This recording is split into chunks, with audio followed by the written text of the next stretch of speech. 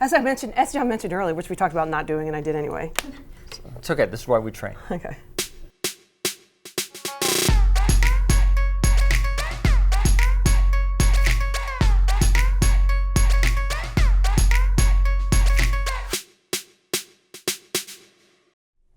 Hi, I'm John Grunsfeld, NASA astronaut.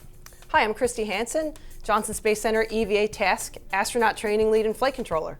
And EVA means extravehicular activity, which is just another long way of saying spacewalk. And I got to do 8 spacewalks on the Hubble Space Telescope. You might wonder, how did we learn to do the complex tasks using all the cool tools that we used on the Hubble Space Telescope? Christy, how did we learn how to do all of that? So as the EVA Task Training Lead, one of my big duties was to work together with the astronauts for about 2 years, as well as my Goddard engineering colleagues, to develop tools, techniques, and procedures to train crews. But generically from Johnson Space Center, I had to train the crew on how to work on mock-ups that simulated flight-like hardware on orbit. And there are various venues that we did that. So the neutral buoyancy tank is a giant swimming pool that's 40 feet deep, 6.2 million gallons of water, and we can take mock-ups, which are volumetric equivalents of space tools and science instruments on orbit, take them down under the water and put them in flight-like positions. Volumetrically similar meaning same size, screw positions are in the same location, distances from point A to point B are the same as what you'll see on the telescope. So in the neutral buoyancy tank, we have a mock-up of the Hubble Space Telescope.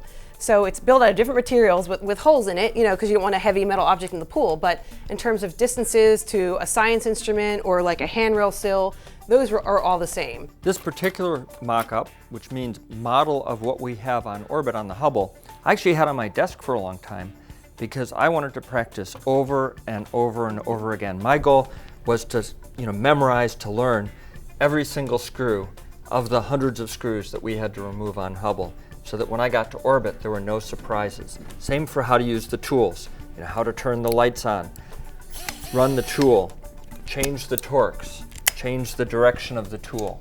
All those things had to be second nature. So when I got to orbit, it was just about fixing the Hubble. Sometimes I would come to the Goddard Space Flight Center where we had the full mock-up of the camera, and I would put on EVA gloves, spacewalking gloves, and practice removing the screws and doing the whole task. And one thing about doing these tasks at Goddard, because they did have higher fidelity mock-up units in the Building 29 clean room, was understanding not only the tasks at hand, but what areas you can't touch when you're in a spacesuit. So in a higher fidelity volumetric simulator at Goddard, for example, when John is performing the duties on this advanced camera for survey upgrade task, he can look around inside the telescope and it looks more like what it would actually look like in space, as compared to the neutral buoyancy tank where you just see kind of a lot of plastic around you, and you can envision there are certain areas like seals and radiators that you're not supposed to touch and sharp edges.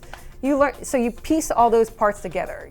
We also have the virtual reality lab. So the pool, the pool is good for body positioning and translating and managing tools, but it's not really good because there's drag in the water, right? So you're moving a mock-up, but you're not really feeling what a 500-pound mass feels like. So we take that into the virtual reality lab where we have a mass simulator called Charlotte, and we can take the giant axial instruments that weigh, 800, 900 pounds, or a battery, put in all the mass specs into the simulator, and then the crew, like John, can stand there with a headset on that makes it look like he's in space, holding handrails on a mock-up, and simulates what it would feel like to move an 800-pound mass around an orbit.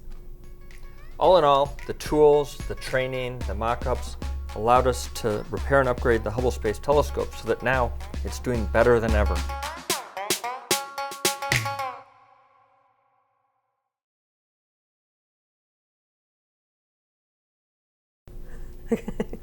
Ready? Should I start? Just don't be late. No, don't be late. I hate when people are late, by the way.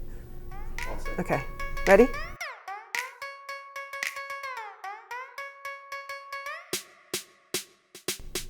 Hi, I'm John. Do I need to do this? Do it again, one more time. Okay, ready?